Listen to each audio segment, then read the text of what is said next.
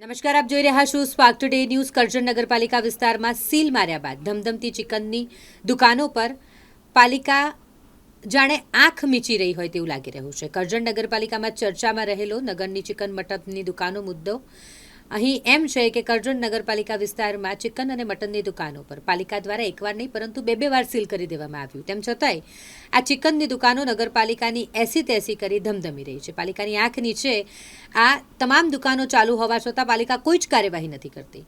આજે આ મામલે જ્યારે મીડિયા કર્મીઓએ પ્રકરણ કવરેજ કર્યું ત્યારે પાલિકાએ જણાવ્યું કે 9 તારીખના રોજ આ બાબતે નિર્ણય કરવામાં આવ્યો છે કે આવા દુકાન માલિકો સામે કાયદેસરની કાર્યવાહી કરવામાં આવશે. પરંતુ 10-12 દિવસ થઈ ગયા તે છતાંય કોઈ જ કાર્યવાહી કરવામાં નથી આવી.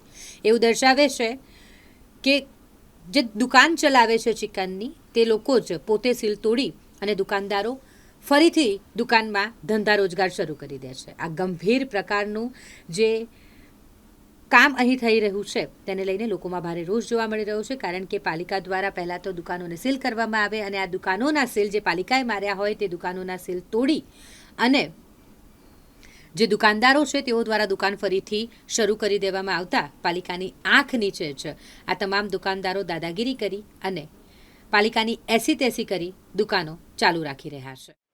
આ અંગે વિવિધ કક્ષાએથી અમને અને અમારા એસઆઈશ્રીને પણ આ બાબતમાં જાણ થયેલ છે અને એની અમે વિડીયોગ્રાફી ફોટોગ્રાફી કરાવીને એનો રિપોર્ટ એસઆઈશ્રી પાસે મેળવેલ છે.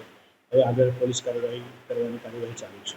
સાહેબ, બબ્બે વખત જે સીલ તોડી નાખવામાં આવી અને બબ્બે વખત ત્યાં આગળ કામ ચલાતું પાલિકાને શું આ દેખાયું નથી આપણે? પાલિકા બાબતથી જાગૃત છે, પાલિકા બાબતથી અવેર પણ છે, રિપોર્ટ એના અહેવાલ પણ મળ્યા છે. ઝડપથી એમાં પોલીસ કાર્યવાહીની આગળની કાર્યવાહી ઝડપથી પૂર્ણ કરશે. સર, પોલીસ કાર્યવાહી કરશે કે સીલ આપશે?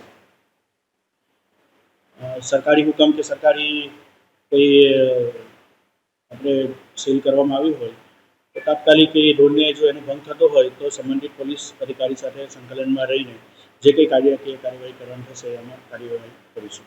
સાહેબ, જે ધંધો થઈ રહ્યો છે તેને લઈને આક્ષેપો એવા પણ ઉઠ્યા છે કે ભાઈ પાલિકાને વહીવટ કરવામાં આવે તેને લઈને આ લોકો સીલ તોડીને ધંધા ચાલુ કર્યા. શું કહેશે? આ બાબતે અત્રેની નગરપાલિકાને કોઈ રજૂઆત મળી નથી અને આ બાબત તદ્દન કાયદેસરની બાબત નથી, વિરુદ્ધની બાબત છે.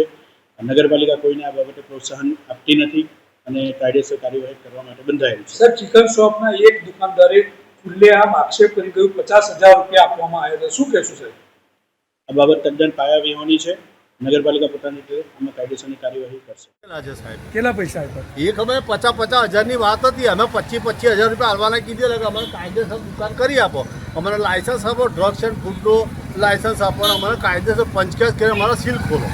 બરાબર, તો કહી શકાય કે આગળ જે સીલ તોડી નાખી તે રૂપિયા લઈને હા, રૂપિયા લઈને તૂટેલું છે. બાકી અમને કેમ કોઈ તોડવા આવ્યું નથી.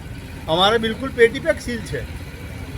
અમે કાયદેસર અમે ઓટલા પર કરીએ છીએ. અમને એમ નહીં ધંધો કરવા દીધા ખોલવાની. તમારી માંગ એક જ છે કે તમને વૈકલ્પિક જગ્યા આપવામાં હા, આપવામાં આવે અથવા તો અહીં સ્થાયી કરી આપવા. મને કાયદેસર રીતે ઘટતું કરી આપે. અત્યાર લગીન જેટલી બી વખત સીલ મારી સીલ તોડી એ રૂપિયા લઈને એ રૂપિયા લઈને જ તૂટેલા છે. શું નામ તમારું? મારું નામ શોકતભાઈ પીરુભાઈ શેખ.